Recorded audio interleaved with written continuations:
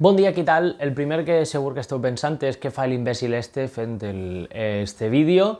L'handbol Benidorm va presentar, va fer un enviament d'una nota de premsa en el que va dir que el club decidia convocar una assemblea extraordinària de socis en la qual eixe dia hi hauria una sèrie de punts en l'ordre del dia, la rendició de comptes de l'actual president, Javier Avínzano, veure els comptes dels últims anys, etc. I a banda, l'aprovació d'una nova convocatòria ordinària que se celebraria el 18 de juny. L'extraordinària de la qual estem parlant és el 14 de maig. Bé, nosaltres en el programa de l'Illa Anexa vam telefonar en directe a Javier Avínzano. Evidentment, ell va dir en directe que la qüestió anava perquè ell està cansat del que és portar el club, necessita un descans personal, està agotat psicològicament, és el que va comentar, teniu l'entrevista penjada ja en Twitch, i de fet hi ha una notícia al web de Nexa FM.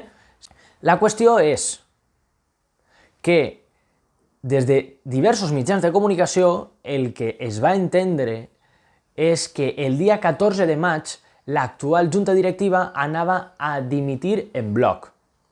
És una informació que jo vaig entendre així, el club i algunes persones properes al club m'ho van desmentir, i el que es va disposar és que, no, mira, el que volem, van dir des del club, és una transició ordenada, fins que acabe la temporada perquè la cosa no se desestabilitze, anem a mantenir l'actual junta directiva i després parlem del que passa que aquesta junta extraordinària del dia 14 de maig és per establir alguns punts que creiem que són importants i fer aquesta primera convocatòria per informar de com serà el procés per als socis. Perfecte, fins ahí tot perfecte.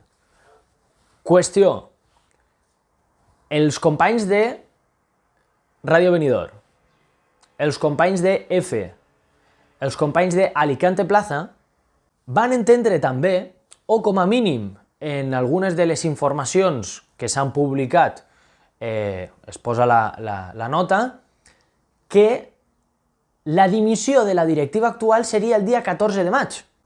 Ojo, cuidao, no és una cosa que només vam entendre nosaltres, o que només vaig entendre jo, que pot ser que sigui imbècil i no tinc ni punyetera idea. Però esta gent també va entendre el mateix. És a dir, la reflexió arriba així. Quin problema de comunicació n'hi ha terrible per a que això passe?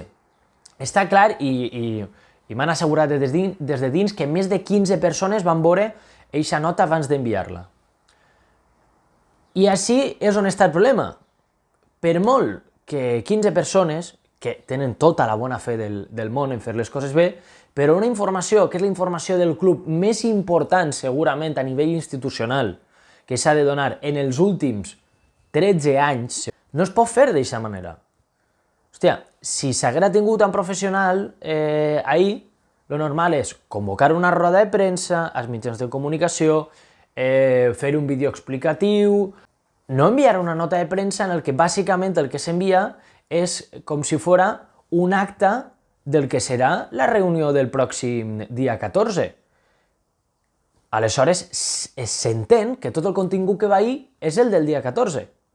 Bueno, jo em quedé més tranquil, sabent que altres mitjans de comunicació també ho van malinterpretar i només esperem que tot això acabe com ha d'acabar. De forma controlada, democràtica i transparent.